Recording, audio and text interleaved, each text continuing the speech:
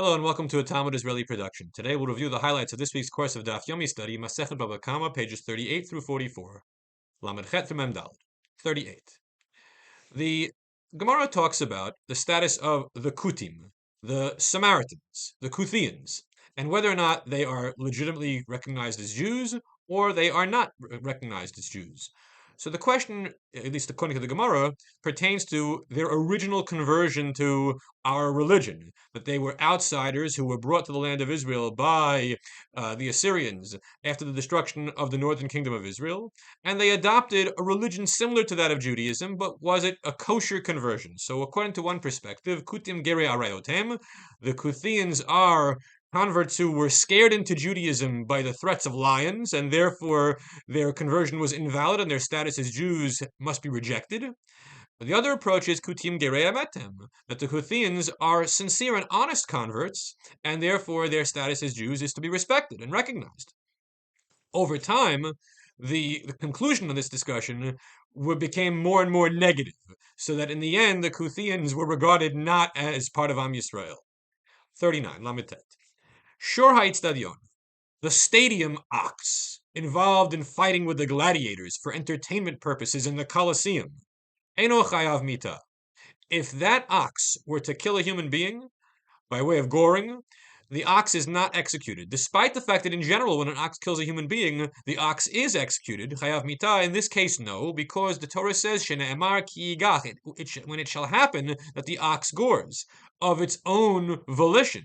Veloshi agichu, and not that it's put up to it, it's prompted to do so by its handlers in a stadium setting where that's the goal, for it to kill the gladiator. Dafman 40.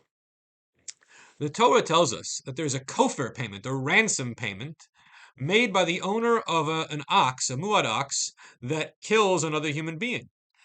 Well, the question is, what's the purpose of this kofar payment?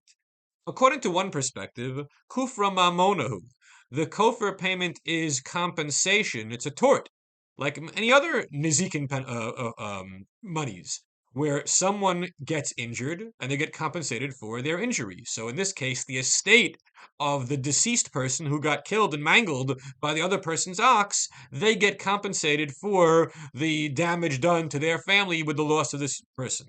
However, another perspective says, kufra kaparahu, that the kofar is an atonement for the person who owns the damaging ox. That after all, this individual should have guarded his animals from committing horrible acts against others, and he didn't do so. And so, in the spiritual sense, there's a sin weighing upon him that needs to be expiated, and by way of paying the kofar penalty, that goes some distance in cleansing the slate for the owner of the ox.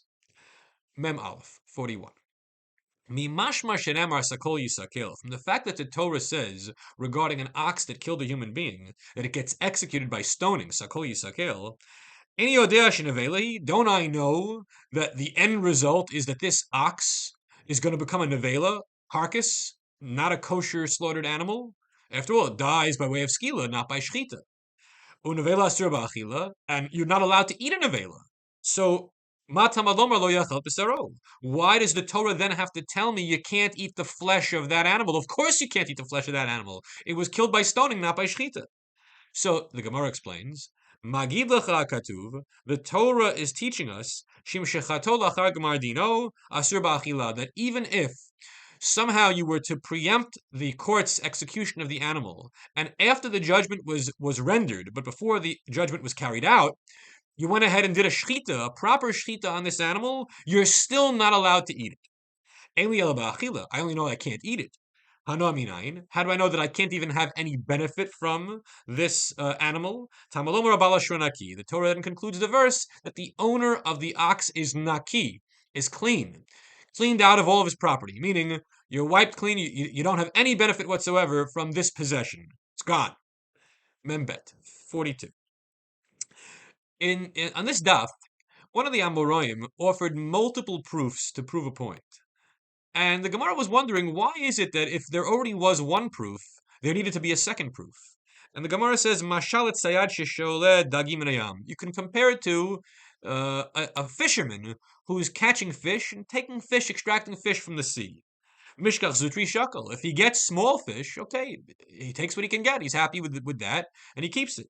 Mishkach Ravravi, however, if he then gets larger fish, Chadi Zutri V'Shakel Ravravi, he'll leave behind, he'll cast back into the water the small fish and keep the big ones. What's the parable all about? Well, let's apply it to rabbinical discussions. If you're trying to prove a point, a halachic point or a midrashic point, you offer a proof. The proof might not be all that compelling. And then you find that you have a better one. So what do? You offer the second one despite having already offered the first one, because the second one is even stronger than the first one. Mem Gimel. Amar Rabbi Yochanan. Kofir. The Torah says kofir, the ransom payment. Matamadomer im kofir. Why does it say im kofir, if or when there is a kofir? L'rabot kofir shelo b'chavana, kofir b'chavana, to teach you that there is the payment of the ransom, regardless of whether the act of killing was done b'chavana, with deliberate intent to kill, or shelo b'chavana, without a deliberate intent to kill. Then in both of those scenarios, if the muad kills a person, the kofir is going to be paid. Mem Daled 44. Shor ha'isha, the ox that belongs to a woman. Shor ha'yatamim, or the ox that belongs to orphans. Shor ha'patropos, or belongs to, or under the custodianship of an apotropos, someone who's a custodian for the estate of a minor.